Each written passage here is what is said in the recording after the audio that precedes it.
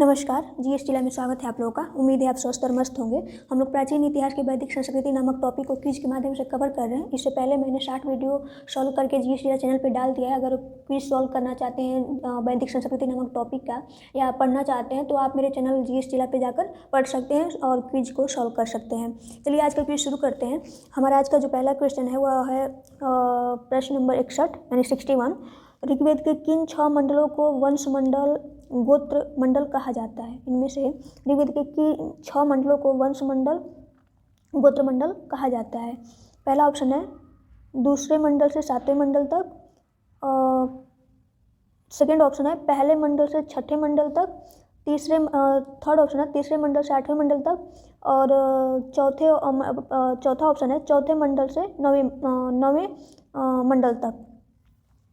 Option पहला सही होगा, दूसरे मंडल से 7वें मंडल तक। ऋग्वेद के द्वितीय से सप्तम मंडल को वंश मंडल कहा जाता है। गोत्र शब्द का सर्वप्रथम उल्लेख ऋग्वेद में हुआ था। गोत्र शब्द का सर्वप्रथम उल्लेख ऋग्वेद में हुआ था। अगला प्रश्न है प्रश्न नंबर 62। किस वेद में जादुई माया और वशीकरण का वर्णन है? किस वेद में जादुई माया और वशीकरण का वर्णन है? पहला ऑप्शन है, यह क्वेश्चन जो है यूपीपीसी 2004 और जेपीएससी 2010 में पूछ चुका है। पहला ऑप्शन है ऋग्वेद, दूसरा ऑप्शन है यजुर्वेद, तीसरा ऑप्शन है सामवेद, चौथा ऑप्शन है अथर्ववेद। ऑप्शन चौथा सही होगा, अथर्ववेद। अथर्ववेद में वेद जादुई माया और वशीकरण का ये जो अथर्ववेद है वह जादू टोना से ही संबंधित है।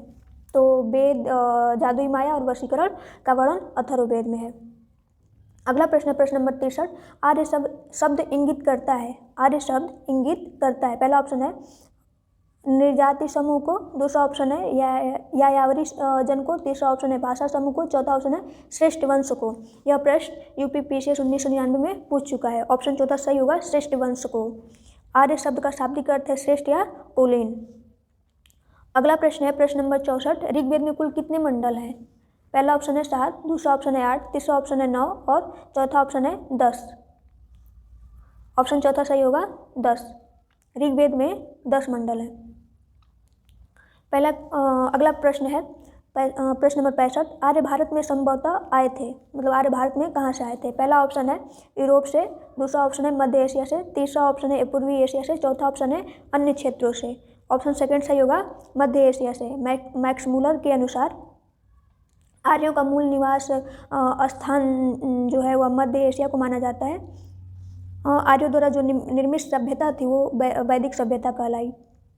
अगला प्रश्न है प्रश्न नंबर 66। कौन सा वेद अंशतः गद्य रूप में भी रचित है? कौन सा वेद अंशतः गद्य रूप में भी रचित है? पहला ऑप्शन है ऋग्वेद, दूसरा ऑप्शन है यजुर्वेद, तीसरा ऑप्शन है सामवेद, चौथा ऑप्शन है अथर्ववेद। ऑप्शन सेकंड सही होगा, यजुर्वेद। यजुर्वेद जो है वह अंशतः गद्य के रूप में भी रचित है। इसमें यजुर्वेद जो है यज्ञ से संबंधित है। इसमें यजुर्वेद में यज्ञ के बारे में मतलब बताया गया है, यज्ञ से संबंधित है। एक प्रश्न मान लीजिए प्रश्न नंबर 67 है। सभा और समिति प्रजाति की 2 पुत्रियां थी का उल्लेख किस वेद में मिलता है? सभा और समिति प्रजाति की 2 पुत्रियां थी का उल्लेख किस वेद में मिलता है? पहला ऑप्शन है ऋग्वेद में, दूसरा ऑप्शन है यजुर्वेद में, तीसरा ऑप्शन है सामवेद में, चौथा ऑप्शन है अथर्ववेद में। ऑप्शन चौथा सही होगा, अथर्ववेद में। सभा और समिति प्रजाति की 2 पुत्रियां थी, उसका उल्लेख अथर्ववेद में मिलता है। अगला प्रश्न है प्रश्न नंबर 68। ऋग्वैदिक युग की प्राचीनतम संस्था कौन सी थी? ऋग्वैदिक युग की प्राचीनतम संस्था कौन सी थी? पहला ऑप्शन है सभा, दूसरा ऑप्शन है समिति, तीसरा ऑप्शन है विदत, चौथा ऑप्शन है परिषद। ऑप्शन थर्ड सही होगा, विदत। यह ऋग्वैदिक युग की प्राचीनतम संस्था विदत थी। यह आर्यों की प्राचीनतम संस्था थी। इसे जनसभा भी कहा जाता था।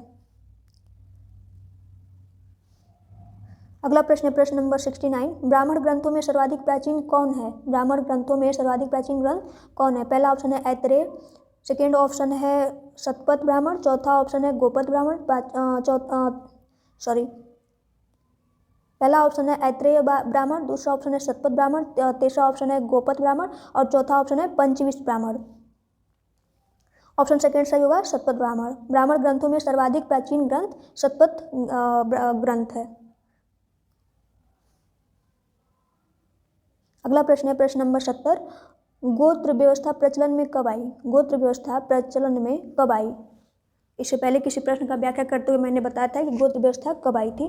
ऑप्शन है, पहला ऑप्शन है ऋग्वैदिक काल में, दूसरा ऑप्शन है उत्तर वैदिक काल में, तीसरा ऑप्शन है महाकाव्य काल में, चौथा ऑप्शन है सूत्र काल में। ऑप्शन सेकंड सही होगा, उत्तर वैदिक काल में। गोत्र व्यवस्था का प्रचलन उत्तर वैदिक काल से ही प्रारंभ हुआ माना जाता है। आज का क्विज यहीं ख़त्म करते हैं। अब अगला कल का जो क्विज होगा वह 70 से ऊपर के जो 71 से मैं प्रश्न से शुरू करूँगी। अगर मेरी वीडियो आप लोगों को अच्छी लग रही है तो प्लीज़ वीडियो को लाइक करिए, चैनल को सब्सक्राइब करिए, बेल आइकन को प्रेस कर लीजिए और वीडियो को शेयर कर दीजिए। धन्यवाद। जय हिंद।